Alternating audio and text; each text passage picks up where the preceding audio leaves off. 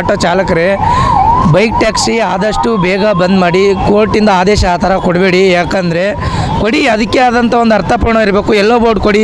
ಇವಾಗ ಯಾರೋ ಮಾಡ್ತಾವ್ರೆ. ಇವಾಗ ITBTL ಕಂಪ್ನಿಯಲ್ಲಿ ಕೆಲಸ ಮಾಡ್ತಾ ಇರ್ತಾನೆ, ಗೌರ್ಮೆಂಟ್ ಸರ್ವೆಂಟ್ ಇರ್ತಾನೆ. ಪೊಲೀಸು ಮೊನ್ನೆ ಎಲೆಕ್ಟ್ರಾನಿಕ್ ಸಿಟಿಯಲ್ಲಿ ಪೊಲೀಸ್ ಅವನೇ, ಅವ್ನಿಗಿರೋದು 60,000 ಸಂಬಳ. ಅವನು ಬರಬೇಕಾದ್ರೆ ಮನೆಯಿಂದ ಬರಬೇಕಾದ್ರೆ ಸರ್, ಅವನು ಅಲ್ಲಿಂದ ಡ್ಯೂಟಿ ಮುಗಿಸ್ಕೊಂಡು ಬರಬೇಕಾದ್ರೆ ಡ್ಯೂಟಿ ಆನ್ ಮಾಡ್ಕೊಂಡು ಬರ್ತಾವನೆ. ಆಟೋದವರಲ್ಲಿ ಅಲ್ಲೇ 4-5 ಜನ ಅವ್ರೇನು ಮಾಡಬೇಕು? ನಮ್ಮದು ಮಂತ್ಲಿ 14,000 ಇದು ಇದೆ, EMI ಕಟ್ಟೋದಿದೆ ಸರ್. ಮನೆ ಬಾಡಿಗೆ ಕಟ್ಟಬೇಕು. ನಮ್ಮ ಮತ್ತು ನೋಡಿ ಎಷ್ಟೊಂದು ಕಷ್ಟಗಳಿದಾವೆ ಗೊತ್ತಾ. ಒಬ್ಬೊಬ್ರು ನಮ್ಮದೇ ಅಂತಲ್ಲ, ಇವಾಗ ಸರ್ ಇಲ್ಲಿ ಕನ್ನಡ ಉಳಿತಾ ಇರೋದೇ ಆಟೋದವರಿಂದ. ಕನ್ನಡ ಯಾರಾದರೂ ಮಾತಾಡ್ತಾರಾ? ಕನ್ನಡ ಉಳಿತಾ ಇರೋದೇ ಆಟೋದಿಂದ. ಮತ್ತು ಇನ್ನೊಂದು ತಿಳ್ಕೊಳ್ಳಿ, ಯಾರು ಆಟೋದವ್ರು ಎಷ್ಟು ಹೆಲ್ಪ್ ಮಾಡೋರು ಇನ್ನೂ ಬೆಂಗಳೂರಲ್ಲಿ ಯಾರೂ ಇಲ್ಲ. ಅಷ್ಟೊಂದು ಹೆಲ್ಪ್ ಮಾಡ್ತೀವಿ ನಾವು. ಇವಾಗ ಯಾರೋ ಅಲ್ಲಿ ನಿಂತಿರ್ತಾರೆ ಅಂತ ತಿಳ್ಕೊಳ್ಳಿ, ವಯಸ್ಸಾದವ್ರು ಇರುತ್ತೆ, ಬೈಕ್ ಟ್ಯಾಕ್ಸಿಯನ್ನು ಹೋಯ್ತಾನೆ ಕೇಳಿಬಿಟ್ಟು ನಾವು ಹೋಯ್ತೀವಿ. ಎಲ್ಗಪ್ಪ ನಿಂಗೆ ಹೋಗಬೇಕು ಸರ್? ಎಲ್ಲೋ ಆಫೀಸಲ್ಲಿ ಕುತ್ಕೊಂಡು ಏನೋ ಸ್ಟೇಟ್ಮೆಂಟ್ ಕೊಡೋದಲ್ಲ ಜನಗಳಿಗೆ. ಏನು ಗೊತ್ತಾ, ಅವ್ರಿಗೇನು ಗೊತ್ತು ಸರ್ ಕಷ್ಟ. ಇವಾಗ ಎಲ್ಲೋ ಬುಕ್ ಮಾಡಿರ್ತಾನೆ, ಅಲ್ಲಿ ಹೋಗ್ಬಿಟ್ಟು ಪಿಕಪ್ ಮಾಡ್ಕೊಂಡು ಅವ್ರು ಡ್ರಾಪ್ ಲೊಕೇಶನಲ್ಲಿ ಬಿಡಬೇಕು. ಅಲ್ಲಿ ಮತ್ತೆ ಯಾವ ಆರ್ಡ್ರ್ ಬೀಳಲ್ವೋ ನಮ್ಮ ಮನೆ. ಇಲ್ಲಿ ನಾನು ನೋಡಿ ಇವಾಗ ಎಲ್ಲಿ ಚಂದಾಪುರದಲ್ಲಿ ನಾನು ಇರೋದು. ಇವಾಗ ಎಲ್ಲಿ ಬಂದಿದ್ದು ಮೆಜೆಸ್ಟಿಕ್ಕು. ಇಲ್ಲಿಂದ ಅಲ್ಲಿಗೆ ಹೋಗ್ಬೇಕಂದ್ರೆ ಸರ್ ಒಂದು 2 ಆರ್ಡ್ರ್ ಬೀಳಬೇಕಲ್ವ ಸರ್? 2 ಆರ್ಡ್ರ್ ಆದರೂ ಬೀಳಬೇಕಲ್ವ ಸರ್? ಚಂದಾಪುರದಿಂದ ಬಂದಿದ್ದೀನಿ, ಅಲ್ಲೂ ಒಂದು ಆರ್ಡ್ರ್ ಇಲ್ಲ. ಇಲ್ಲಿ ಬಂದ ಮೇಲೂ ಆರ್ಡ್ರ್ ಇಲ್ಲ. ನೋಡಿ, ನಾನು ಇಲ್ಲೇ ಬಂದು ಎಷ್ಟಾಯಿತು, 1/2 ಅವರ್ ಆಯಿತು, ಒಂದು ಆರ್ಡ್ರ್ ಇಲ್ಲ. ಈ ಥರ ಮಾಡಿದ್ರೆ ಹೆಂಗೆ ಬದುಕಬೇಕು ಸರ್ ನಾವು? ಇವಾಗ ನೋಡಿ, ನಮ್ಮದು EMI 5ನೇ ತಾರೀಕು ಕಟ್ಟಬೇಕು, ಅಮೌಂಟೇ ಆಗಿಲ್ಲ. ಮತ್ತು ರೂಮ್ ರೆಂಟ್ ಕಟ್ಟಬೇಕು 6,000. ಎಲ್ಲ ಕಷ್ಟಗಳಿದಾವೆ ಸರ್. ಇವಾಗ ಬೈಕ್ ಟ್ಯಾಕ್ಸಿ ಮಾಡಿ, ಈಗ ನಮಗಿಂತ ಕಷ್ಟ ಇರೋರು ಬೈಕ್ ಟ್ಯಾಕ್ಸಿಯಲ್ಲಿ ಇರ್ತಾರೆ ಅಂದರೆ ಅದಕ್ಕೆ ಆದಂಥ ಒಂದು ಇದು ತರಬೇಕಲ್ವ, ನಿರ್ಣಯ ತರಬೇಕಲ್ವ, ಅದಕ್ಕೆ ಎಲ್ಲೋ ಬೋರ್ಡ್ ತರಬೇಕು. ಅದಕ್ಕೆ ಆದಂಥ ಇಷ್ಟು ಜನ ಮಾಡಬೇಕು. ಅವಕ್ಕೆ ಆದಂಥ ಇದು ನಮ್ಮ ಥರ ಸ್ಟ್ಯಾಂಡ್ ಇರಲಿಲ್ಲ ಅಂದ್ರೆ ಪರವಾಗಿಲ್ಲ. ಅವ್ರು ಎಲ್ಲೋ ಬೇಕಾದ್ರೆ ಹಾಕೊಂಡ್ಬಿಟ್ಟು ಬಸ್ ಸ್ಟ್ಯಾಂಡಲ್ಲೋ ಅಲ್ಲೋ ಎಲ್ಲ ಮಾಡಲಿ ಪರವಾಗಿಲ್ಲ. ಅಂದರೆ ಅದಕ್ಕೊಂದು ಕ್ಲಿಯರಾಗಿ ಇರಬೇಕಲ್ವ ಸರ್ ಎಲ್ಲೋ ಬೋರ್ಡ್ ಅಂದರೆ. ಇವಾಗ ನಾವು ಟ್ಯಾಕ್ಸ್ ಕಟ್ತೀವಿ ಗೌರ್ಮೆಂಟ್ಗೆ, ಅವ್ರು ಕಟ್ತಾರಾ? ಕಟ್ಟಲ್ಲ. ಸೇಫ್ಟಿ ಏನಿದೆ ಸರ್ ಅದಕ್ಕೆ? ಇವಾಗ ಒಂದು ಸೇಫ್ಟಿ ಅಂತ ಕೊಡಲಿ ಸರ್. ನಾವು ಬೈಕ್ ಟ್ಯಾಕ್ಸಿ ಅವ್ರಿಗೆ ಬೈತಿಲ್ಲ, ರ್ಯಾಪಿಡ್ ಆಫೀಸವ್ರಿಗೆ ಬೈತಿಲ್ಲ, ಊಬರ್ ಆಫೀಸವ್ರಿಗೆ ಬೈತಿಲ್ಲ, ಇದಕ್ಕೇನು ಯಾರು ರಾಜಕೀಯವ್ರಿಗೆ ಬೈತಿಲ್ಲ ಸರ್. ಇನ್ಕಮ್ ಹೋಗ್ತೈತೆ, ಇನ್ಕಮ್ ಅವರು ತೊಗಲಿ. ಇನ್ಕಮ್ಗೋಸ್ಕರ ಮಾಡಬೇಡಿ. ಬಡ್ರದ್ದು ಒಂದು ಸ್ವಲ್ಪ ಒಳ್ಳೆಯದು. ಇವಾಗ ಆಟೋ ಚಾಲಕರಲ್ಲಿ ಬಡ್ರದ್ದು ಒಳ್ಳೇದು ಅಂತ ನೋಡಿ. ಯಾಕೆ ನಿಮ್ಗೆ ಮನಸ್ಸಿಂದ ಯೋಚನೆ ಮಾಡಿ ನೋಡಿ.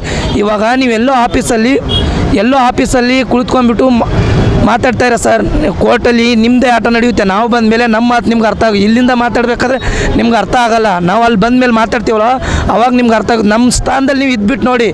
ನಮಗೂ ಎಲ್ಲ ಟ್ಯಾಲೆಂಟ್ ಇದೆ. ನಾವು ಓದಿದ್ದು PUCನೇ. ನಾವು ಇಂಜಿನಿಯರಿಂಗು ಇದು ಹೋದರೆ ನಾವೇನು ಆಟೋ ಓಡಿಸ್ತಿದ್ವಿ ಹೇಳಿ? ಏನೋ ನಮಗೂ ಹೊಟ್ಟೆಕ್ಕೆ ನಾವು ಇಲ್ಲಿಯವರಲ್ಲ. ಗುಲ್ಬರ್ಗದಿಂದ 800 ಕಿಲೋಮೀಟ್ರ್ ಬಂದುಬಿಟ್ಟು ಇಲ್ಲಿ ಆಟೋ ಓಡಿಸ್ತಾ ಇದ್ದೀವಿ ಅಂದಮೇಲೆ ಅದಕ್ಕೊಂದು ಅರ್ಥ ಇದೆ. ಇಲ್ಲಿ ನಮ್ಮ ಮನೆಯಲ್ಲಿ ಸರ್, ನಮ್ಮ ಅಜ್ಜಿ, ನಮ್ಮ ತಾತ ಇರೋದು, ಅಪ್ಪ ಅಮ್ಮ ಎಲ್ಲೋ ಪುಣೆಯಲ್ಲಿ ಕೆಲಸ ಮಾಡ್ತಾರೆ. ಅವ್ರು ಅಲ್ಲಿ ಕೆಲಸ ಮಾಡೋದು, ನಾವು ಇಲ್ಲಿ ಕೆಲಸ ಮಾಡೋದು. ಸಾಲ ಇದೆ ಊರಲ್ಲಿ, ಏನೋ ಸಾಲ ಇದೆ ಅಂತ ನಾವು ಬಂದಿದ್ದೀವಿ. ಕೋಟಿ ಅಂತೂ ಗಳಿಸಲ್ಲ ಸರ್ ಆಟೋದಲ್ಲಿ. ಕೋಟಿ ಯಾರು ಗಳಿಸ್ತಾರೆ ಹೇಳಿ ಸರ್? ಇವಾಗಿನ ಕಾಲದಲ್ಲಿ ಕೋಟಿ ಗಳಿಸಲ್ಲ, 10 ಲಕ್ಷ ಗಳಿಸಲ್ಲ. ನಮಗೇನು ಜಾಸ್ತಿ ಇನ್ಕಮ್ಮು ಯಾರ್ದು ಅಂತ ದರೋಡೆ ಮಾಡಿ ತೊಗೊತಾಯಿಲ್ಲ. ಎಷ್ಟು ದುಡಿತೀವೋ ಅಷ್ಟೇ ಇದ್ದರೆ ಸಾಕು. ಈಗ ಮೀಟ್ರ್ ಹಾಕ್ಬೇಕಾ? ಮೀಟ್ರ್ ಹಾಕೊಂಡೆ ಓಡಾಡ್ತೀವಿ ನಾವು. ಜಾಸ್ತಿ ನಮಗೇನು ಮೀಟ್ರ್ ಹಾಕ್ಬಿಟ್ಟೆ 500 ಕೊಡೋ 600 ಕೊಡೋ ಎಲ್ಲಿ ಕೇಳಿದ್ದಾರೆ ಅಂತ ಕೇಳಿ ಸರ್. ಎಂದೋ ಹೋಯ್ತು ಸರ್ ಅದು. ಅವಾಗಿತ್ತು 2015, 14, 13ರಲ್ಲಿತ್ತು. ಇವಾಗ ಆಟೋದವರಷ್ಟು ಒಳ್ಳೆಯವ್ರು ಯಾರೂ ಇಲ್ಲ ಸರ್. ನಾನು ಮನಸ್ಪೂರ್ವಕಂದು ಹೇಳ್ತಾ ಇದ್ದೀನಿ. ರಾಜಕಾರಣಿ ಅವ್ರಿಗೆ ಹೋಗಿರೋದು, ಯಾರೋ TV 9 ಅವ್ರಿಗೆ ಹೋಗಿದ್ರು, ಯಾರಿಗೆ ಹೇಳ್ತಾ ಇದ್ದೀನಿ. ತುಂಬ ಅಂದರೆ ತುಂಬ ಕಷ್ಟ ಇದೆ. ಈ ಥರ ಹಿಂಸೆ ಕೊಡಬೇಡಿ. ಯಾಕಂದರೆ ಆ ಕಷ್ಟ ಆಟೋದವರಿಗೆ ಗೊತ್ತು. ಎಲ್ಲೆಲ್ಲೋ ಹೋಗ್ತವೆ ಸರ್. ಒಂದು ಮಗಳು ಏನೋ ಬಟ್ಟೆ ಬಿಡಿದ್ರೆ ತರಕ್ಕೆ ಯೋಚನೆ ಮಾಡ್ತೀವಿ. ಯಾಕೆ ಹೇಳಿ? ನಮ್ಗೆ EMI ಕಟ್ಟೋದಿರುತ್ತೆ. EMI ಒಂದೇ ದಿವಸ ಆದರೆ 300 ಆಯ್ತು ನೋಡಪ್ಪ, ನಿಂದು ಕಟ್ಟಬೇಕಪ್ಪ EMI. ಅದಕ್ಕೆ ಒಂದು ಸ್ವಲ್ಪ ಅರ್ಥ ಮಾಡ್ಕೊಳ್ಳಿ ಸರ್. ಏನಕ್ಕಂದರೆ ಎಲ್ಲೋ ಆಫೀಸಲ್ಲಿ ಕುಳಿತ್ಕೊಂಡ್ಬಿಟ್ಟು ನೀವು ಮಾತಾಡ್ದಂಗಲ್ಲ. ಇವಾಗ ಬರ್ತಾರೆ ಅವರು, ನಿಮ್ಗೊಂದಿಷ್ಟು ಅಮೌಂಟ್ ಕೊಡ್ತಾರೆ. ಆ ಅಮೌಂಟ್ ತೊಗೊಂಡ್ಬಿಟ್ಟು ನಾನು ಇದೇ ರಾಜಕೀಯ ಕಾಂಗ್ರೆಸ್ಸು, BJP, JDS ಅಂತ ರಾಜಕೀಯ ಬಗ್ಗೆ ಮಾತಾಡ್ತಾ ಇಲ್ಲ ಸರ್. ಒಂದು ಒಳ್ಳೆ ಹ್ಯೂಮನ್ ರೀತಿಯಲ್ಲಿ ಬಂದುಬಿಟ್ಟು ನೋಡಿ. ನೀವು ಈ ಸ್ಥಾನದಲ್ಲಿ ಬನ್ನಿ, ಎಲ್ಲಾದರೂ ಬನ್ನಿ. ಆಟೋ ಸ್ಟ್ಯಾಂಡಲ್ಲಿ ನಿಂತು ನೋಡಿ. ಅವ್ನು ಬೆಳಿಗ್ಗೆ 5 ಗಂಟೆಗೆ ಸರ್, ನಾನು ಎಷ್ಟು ಗಂಟೆಗೆ ಆನ್ ಮಾಡಿದ್ದೀನಿ ಗೊತ್ತಾ? 4 ಗಂಟೆಗೆ ಆನ್ ಮಾಡಿದ್ದೀನಿ ಆ್ಯಪು. 4 ಗಂಟೆಗೆ ಆ್ಯಪ್ ಮಾಡಿದ್ದೀನಿ. ಇವಾಗ ಎಷ್ಟಾಗೈತೆ ಅಂದರೆ ನಂದು 1650 ರೂಪಾಯಿ ಆಗೈತೆ. ಅದರಲ್ಲಿ 400 ರೂಪಾಯಿ ತೆಗೆದ್ರೆ 400 ರೂಪಾಯಿ ಗ್ಯಾಸ್ ಬಿಲ್ ತೆಗೀರಿ, ಮತ್ತು ಒಂದು 100 ರೂಪಾಯಿ ಪೆಟ್ರೋಲ್ ತೆಗೀರಿ, ಮತ್ತು ಅಂದರೆ 200 ರೂಪಾಯಿ ಖರ್ಚು ತೆಗೀರಿ. ಎಷ್ಟು ಉಳಿಯುತ್ತೆ ಸರ್? 1400ರಲ್ಲಿ ಉಳಿಯೋದೇ ನನಗೆ 600ರಲ್ಲಿ ನಾನು ಒಂದು ಎಷ್ಟಾಗುತ್ತೆ ಸರ್? 600 ಲೆಕ್ಕ ಮಾಡಿ ಒಂದು ತಿಂಗಳಿಗೆ 18,000 ಆಯಿತು. ಏನು ಸರ್ ನಾನು ಕೋಟಿ ಗಳಿಸಿದ್ದೀನಾ? ಆಟೋದವ್ರು ಅಷ್ಟು ಗಳಿಸ್ತಾರೆ, ಡೈಲಿ 3,000 ಆಗುತ್ತೆ, 4,000 ಆಗುತ್ತೆ, 5,000 ಆಗುತ್ತೆ. ಬಂದು ನಿಂತು ನೋಡಿ ಸರ್, ಒಂದು ದಿವಸ ಆದರೆ ಆಗಲ್ಲ, ಭಾನುವಾರ ಶನಿವಾರ ಆದರೆ ಆಗಲ್ಲ, ಡೈಲಿ ಅದೇ ಡೈಲಿನೇ ಹೋಳಿಗೆ ತುಪ್ಪ ಉಣ್ಣೋಕ್ಕಾಗುತ್ತಾ ಯಾರಿಗಾದರೂ? ಆಗಲ್ಲ ಸರ್. ಅವ್ರಿಗೆ ಇವಾಗ ಇಲ್ಲಿಂದ ಎಲೆಕ್ಟ್ರಾನ್ ಸಿಟಿಯಿಂದ ವೈಟ್ ಫೀಲ್ಡ್ ಹೋಗಿತ್ತಾನಂತ ತಿಳ್ಕೊಳ್ಳಿ, ವೈಟ್ ಫೀಲ್ಡ್ ಹೋಗ್ತಾನೆ ಅಂತ ತಿಳ್ಕೊಳ್ಳಿ ಡ್ಯೂಟಿಗೆ. ಅವ್ನಿಗಿರೋದು 80,000 ಪೇಮೆಂಟು. ಅಲ್ಲಿ ಡ್ಯೂಟಿ ಬಿಟ್ಟ ಮೇಲೆ ಅಲ್ಲಿ ಡ್ಯೂಟಿ ಆನ್ ಮಾಡ್ತಾನೆ ಅವ್ನು ರ್ಯಾಪಿಡೋ ಆ್ಯಪು, ಅಲ್ಲಿಂದ 220 ಬೀಳುತ್ತೆ. ನಾವು ಬೆಳಿಗ್ಗೆಯಿಂದ ಅಲ್ಲೇ ನಿಂತಿರ್ತೀವಿ, ಕಸ್ಟಮರ್ ನಮ್ಗೆ ಡ್ಯೂಟಿನೇ ಬೀಳಲ್ಲ, ಏನು ಮಾಡೋಣ ನಾವು ಅವಾಗ? ಆಫೀಸಲ್ಲಿ ಅಲ್ಲಿ ಎಲ್ಲೋ ಎ ಸಿ ಎಲ್ಲಿ ಕುಂತೀರಿ, ನಿಮಗೆ ಕೊಡ್ತಾರೆ ಯಾರೋ ಕೋಟಿ ಗಂಟಲೆ, 5 ಕೋಟಿ 6 ಕೋಟಿ 10 ಕೋಟಿ ಎಷ್ಟೋ ಕೋಟಿ ಕೊಡಲಿ ಸರ್, ನಿಮ್ಗೆ ಅದು ಇಂಪಾರ್ಟೆಂಟ್ ಅಲ್ಲ. ನೀವು ಬಂದಿದ್ದು ಜನರ ಪರವಾಗಿ ಒಂದು ಸ್ವಲ್ಪ ಯೋಚನೆ ಮಾಡಿ. ಮನುಷ್ಯನಿಗೆ ಯೋಚನೆ ಇರಬೇಕು, ದುಡ್ಡಿನ ವ್ಯಾಮೋಹ ಇರಬಾರ್ದು, ಗೊತ್ತಾಯ್ತಾ?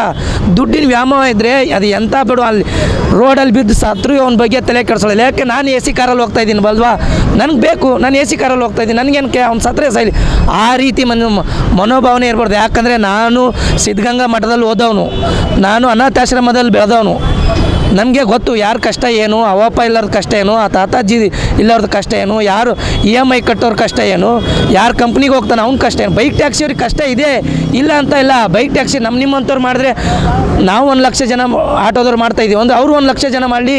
ಯಾರೋ ಸಾಫ್ಟ್ವೇರ್ ಅವನು ಹೋಗ್ತಾಯಿದ್ರೆ ಅವನು ಡ್ಯೂಟಿ ತೊಗೊಂಡು, ಗೋರ್ಮೆಂಟ್ ಸರ್ವೆಂಟ್ ಅವನು, ಪೊಲೀಸು, ಅವನು ಡ್ಯೂಟಿ ತೊಗೊಂಡು ಹೋಗ್ತಾನೆ, ಮೇಸ್ಟ್ರು ಅವನೆಲ್ಲೋ ಕಾಲೇಜು ಲೆಕ್ಚರು ಅವನು ಡ್ಯೂಟಿ ತೊಗೊಂಡು ಹೋಗ್ತಾನೆ. ಇಲ್ಲಿ ನಾವು ಆಟೋದವ್ರು ಏನು ಮಾಡೋಣ? ನಾನು ಯಾರಿಗೂ ಕೆಟ್ಟ ಉದ್ದೇಶದಿಂದ ಎಲ್ಲ ಮಾತಾಡ್ತಾ ಇಲ್ಲ, ಅವರು ಮಾಡಲಿ, ಬೈಕ್ ಟ್ಯಾಕ್ಸಿಯವರು ಮಾಡಲಿ, ನಾವು ಮಾಡ್ತೀವಿ. ನಮ್ಮಿಂದ ಈಗ ಜಾಸ್ತಿ ಜನ ಮಾಡೋದು ಉತ್ತರ ಕರ್ನಾಟಕ, ಬಿಜಾಪುರ, ಯಾದಗಿರಿ, ಗುಲ್ಬರ್ಗ, ರಾಯಚೂರು ಈ ಕಡೆಯವರು ಜಾಸ್ತಿ ಜನ ಮಾಡ್ತಾ ಇರೋದು.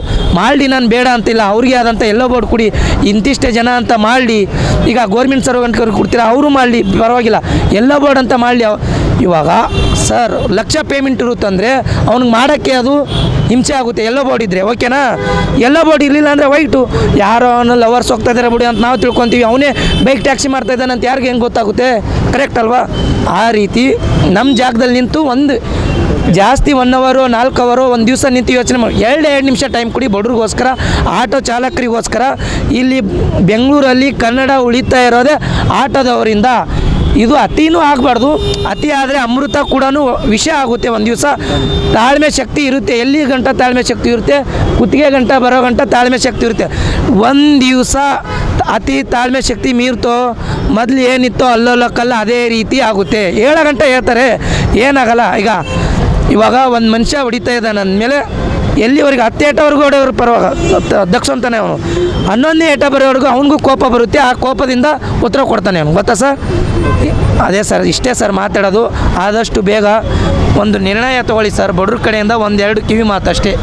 ಹೆಚ್ಚಿನ ವಿಡಿಯೋಗಳಿಗೆ ಪ್ರತಿಧ್ವನಿ ಯೂಟ್ಯೂಬ್ ಚಾನೆಲ್ ಸಬ್ಸ್ಕ್ರೈಬ್ ಮಾಡಿ, ಬೆಲ್ ಐಕಾನ್ ಕ್ಲಿಕ್ ಮಾಡಿ.